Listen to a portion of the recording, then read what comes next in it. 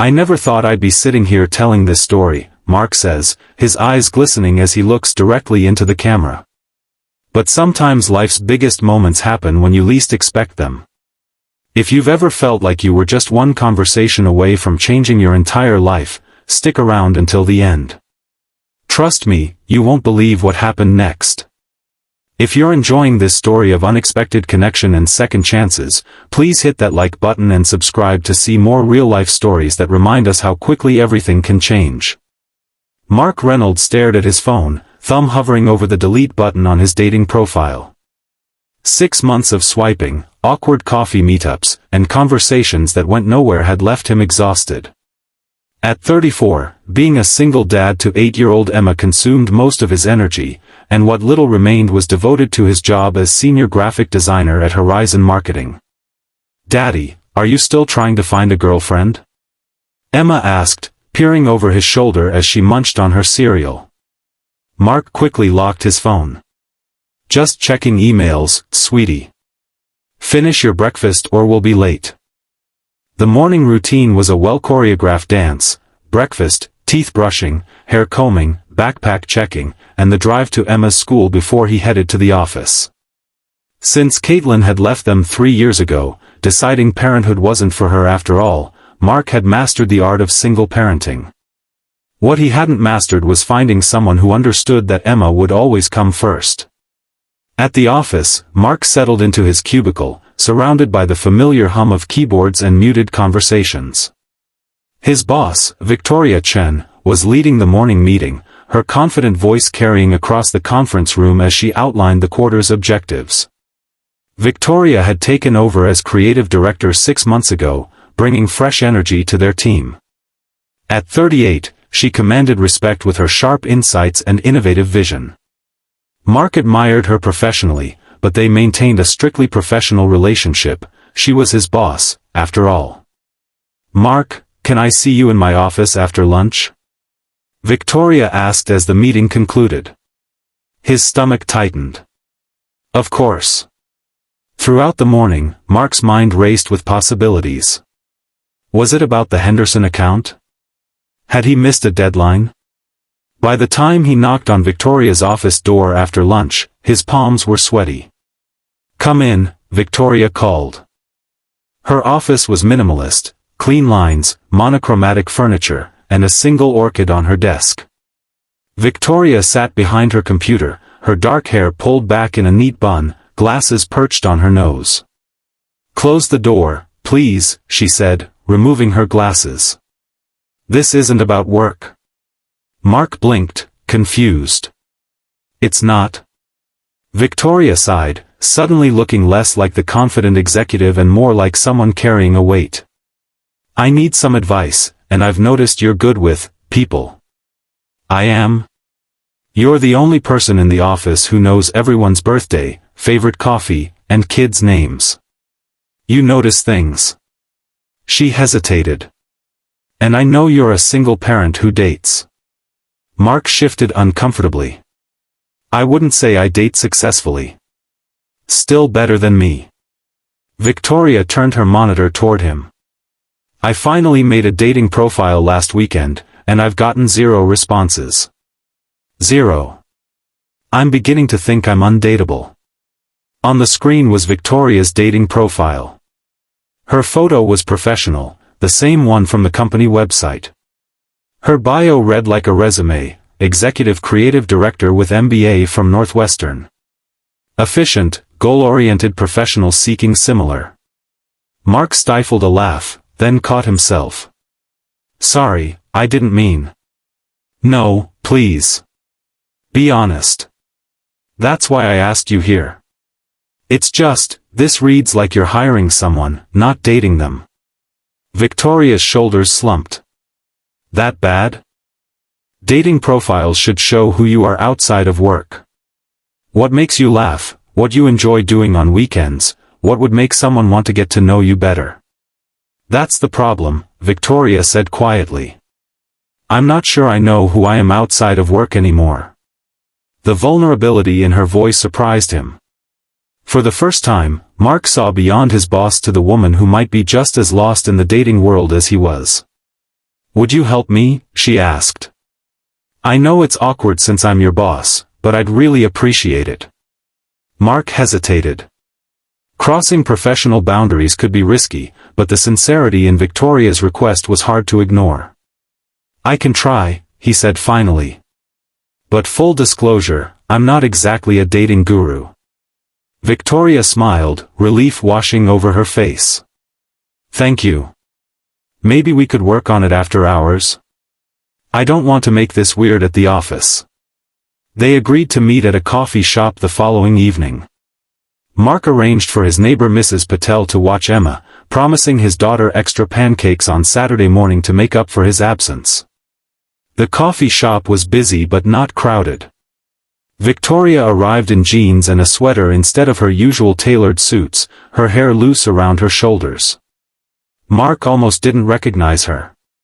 "Is this seat taken?" she asked with a small smile. "I barely recognized you," Mark admitted. "Good different or bad different?" "Just different. More relaxed." They settled in with their coffees, the initial awkwardness gradually dissolving as they focused on the task at hand. "First, we need better photos," Mark said. "Something that shows you doing things you enjoy." Victoria frowned. "Like what? What do you do for fun?" The question seemed to stump her. "I read business journals. I go to industry conferences." Mark laughed. "Outside of work, Victoria. Hobbies, interests, passions." She stared into her coffee. "I used to paint. In college, I was actually pretty good. And I love hiking, though I haven't gone in ages. There's never enough time." "That's perfect. Those are the things people want to know about." As the evening progressed, Mark learned that beneath Victoria's professional exterior was a woman who loved impressionist art, had a secret addiction to cheesy sci-fi movies, and once backpacked through South America. She spoke 4 languages and made incredible paella, a skill learned from her grandmother. "Why aren't any of these things in your profile?" Mark asked, genuinely curious. Victoria shrugged. "I guess I thought they weren't important. In my position, people expect a certain image. Dating isn't about maintaining an image. It's about finding someone who appreciates the real you." They rewrote her bio together, added prompts about her hidden talents and travel stories, and planned a weekend photo session at the nearby botanical gardens where Victoria could get some natural, relaxed pictures. "Your turn," Victoria said as they finished their second round of coffees. "My turn? Let me see your profile." "Fair's fair." Reluctantly, Mark handed over his phone. Victoria scrolled through his dating profile, her expression unreadable. "Your photos are good," she said finally. "But your bio is all about being a dad. That's the most important thing about me." "Of course it is. But you're also a talented designer, you play guitar, you make incredible dad jokes, which, by the way, are actually funny, and you have this way of making people feel comfortable. Those things matter too." Mark felt his cheeks warm. "I didn't think anyone noticed the dad jokes." "Everyone notices. We just pretend to groan." Victoria handed back his phone. "You're selling yourself short, Mark. Any woman would be lucky to have you in her life." There was something in the way she said it that made Mark look up. Their eyes met, and for a brief moment, something unspoken passed between them.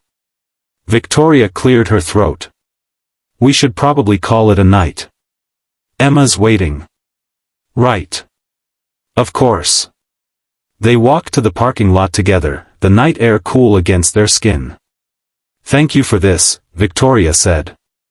It was nice to just be Victoria for a while, not Ms. Chen, the creative director. "I liked meeting Victoria," Mark said honestly. They parted ways, but something had shifted. At work the next day, Victoria was still his boss, professional and focused, but occasionally he'd catch her eye across the conference table and see a flicker of recognition, a shared secret. The weekend photo session at the botanical gardens brought another layer to their evolving relationship. Emma had insisted on coming along, curious about the woman her dad was helping. "You're really pretty," Emma told Victoria as they walked among the flowers. "My dad thinks so too. He told Mrs. Patel you have nice eyes." "Emma." Mark hissed, mortified. Victoria laughed, a genuine sound that Mark realized he'd rarely heard at the office. "Thank you, Emma. I think your dad has nice eyes too." They spent the afternoon taking photos, with Emma appointing herself art director. By the end of the day, Victoria had dozens of natural, joyful pictures for her profile, and Emma had declared Victoria actually cool for a grown-up. Over the next few weeks, Victoria's dating profile began getting responses. She would occasionally update Mark on her matches, seeking his advice on which ones seemed promising. Each conversation felt less like boss and employee and more like friends. Meanwhile, Mark found himself withdrawing from his own dating efforts, deleting the app from his phone altogether. He told himself it was to focus on Emma and work, but deep down, he knew there was another reason. One Friday evening, as Mark was packing up to leave, Victoria appeared at his desk. "Got a minute?" she asked. "Sure. Everything okay?" "I have a date tonight," she said. "With someone from the app." "That's great," Mark said, ignoring the sinking feeling in his stomach. "Where are you going?" "That new Italian place downtown. He's a financial analyst, loves hiking, speaks French." She paused. "On paper, he's perfect. Sounds promising." Victoria nodded, but didn't move to leave. "What are you and Emma doing this weekend?" "Movie night tonight. Tomorrow we're going to the Science Museum, then Sunday is Pancake Day." "Sounds perfect," Victoria said softly. An awkward silence fell between them. "Well, good luck tonight," Mark finally said. "Thanks. I'll let you know how it goes." The weekend passed slowly. Mark checked his phone more often than usual, but there was no message from Victoria. By Monday morning, he had convinced himself that her date must have gone well, and she was probably already planning a second one. At work, Victoria was nowhere to be seen. Her office remained dark until nearly noon, when she finally arrived, looking tired. "Everything okay?" Mark asked when he passed her in the hallway. "Fine. Just a long weekend." She didn't elaborate, and Mark didn't press. The day dragged on, the usual easy communication between them replaced by formal exchanges about project deadlines and client feedback. As Mark was leaving that evening, Victoria called him into her office. "How was your date?" he asked, trying to sound casual. "Terrible," Victoria said bluntly. "He spent the entire evening talking about his investment portfolio and his CrossFit routine. When I mentioned painting, he asked if it was a profitable side hustle." Mark tried not to look relieved. "I'm sorry." "Don't be. It was illuminating." Victoria took a deep breath. "I deleted my profile." "What? Why?" "One bad date doesn't mean." "I deleted it because I realized something." She stood up, moving around her desk until she was standing in front of him. "The person I want to be with already knows the real me." Mark's heart began to race. "Victoria. I know this crosses every professional boundary," she continued. "And if you don't feel the same way, we can pretend this conversation never happened. But these past few weeks, getting to know you, and Emma, have been the happiest I've had in years." Mark was silent, processing her words. "Say something," Victoria whispered. "I deleted my profile too," he admitted. "Weeks ago." "Why?" "Because I couldn't stop thinking about you." The confession hung in the air between them, changing everything and nothing all at once. "What happens now?" Mark asked. "I don't know," Victoria said honestly. "It's complicated. I'm your boss. There are HR policies. And I have Emma to consider. She's amazing, Mark. That's part of what I love about you, how devoted you are to her. The word love didn't escape either of them. We could take it slow, Mark suggested. See if there's a way to make this work without jeopardizing either of our positions here. Victoria nodded. I'd like that. They agreed to meet for dinner that weekend, a real date, away from the office and dating profiles. Mark would bring Emma, because she was part of the package, and Victoria wouldn't have it any other way. As they stood in her office, the evening light casting long shadows across the floor, Victoria reached for his hand. When I asked you to help with my dating profile, I never imagined this would be the outcome, she said. What did you imagine? That I'd find someone who looked good on paper. Instead, I found someone who sees the real me, and likes what he sees. Mark squeezed her hand. I more than like what I see. Their first kiss was brief but perfect, a promise of possibilities neither had dared to hope for. 6 months later, Victoria was promoted to executive vice president, moving to a different department and resolving the workplace complication. Mark was appointed the new creative director, a position he had earned through his talent and dedication. And on weekends, the three of them, Mark, Emma, and Victoria, could be found hiking trails, visiting art museums, or making pancakes in Mark's kitchen. Victoria taught Emma to paint, and Emma taught Victoria how to make the perfect blanket fort. It wasn't always easy. There were adjustments, compromises, and occasional missteps as they navigated their new reality.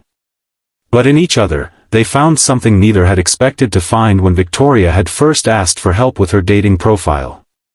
They found home. So that's our story, Mark concludes, his arm around Victoria as they sit together on their couch. Sometimes the person you're looking for isn't on a dating app, they're right in front of you. Victoria smiles, leaning her head against his shoulder. And sometimes you need a little help to see what's been there all along. Emma bounces into frame, now 11 years old. And sometimes your dad needs a little push from his kid to see the obvious. They laugh together, a family built not from obligation but from choice. If there's one thing we've learned, Mark says to the camera, it's that love doesn't always come in the package you expect. Sometimes it's your boss asking for dating advice. Sometimes it's a single dad just trying to get through the day. But when it's right, you know. So if you're still searching, Victoria adds, don't give up. Your story might just be beginning in ways you never imagined. And if you liked our story, Emma chimes in with a grin, don't forget to like and subscribe. The screen fades to black, leaving viewers with the warm glow of possibility, that sometimes, the most unexpected beginnings lead to the most beautiful endings.